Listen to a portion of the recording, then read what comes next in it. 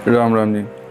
कलाई पर मोली बांधना या कलावा बांधना जिसे कहते हैं, वो एक धार्मिक अनुष्ठान है या उसके पीछे कोई वैज्ञानिक कारण भी है। तो वैज्ञानिक कारण के बारे में चर्चा करते हैं। विज्ञान ये कहता है कि जो कलाई है, शरीर के ज़्यादातर अंगों में पहुंचने वाली छोटी बड़ी नस नाड़ियाँ कलाई से होकर ही गुजरती हैं। तो अगर हम कलाई पर मोली बांधते हैं तो इससे एक्यूपंक्चर की प्रक्रिया अपने आप ही होती रहती है।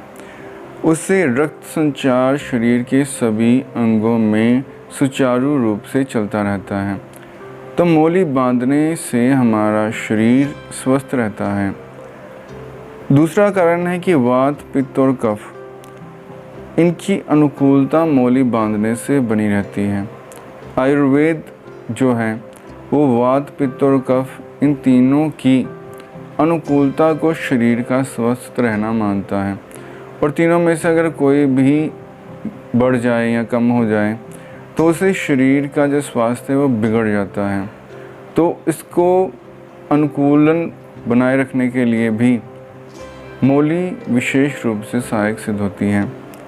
इससे ब्लड प्रेशर कंट्रोल में रहता है।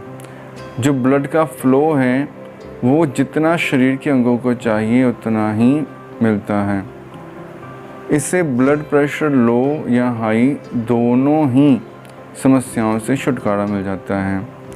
हृदय रोग, आजकल जो हृदय रोग हैं वो बहुत ज़्यादा फैले हुए हैं। जो लोग हाथ में कलाई बांधते हैं उनके हृदय में भी जो रक्त पहुंचाने वाली नलियां होती हैं वो कोलेस्ट्रॉल को जमने से रोक देती हैं, क्योंकि उनमें ब्लड सर्कुलेशन सही होता है। तो हृदय रोग का खतरा मोली बांधने वाले व्यक्तियों को कम होता है।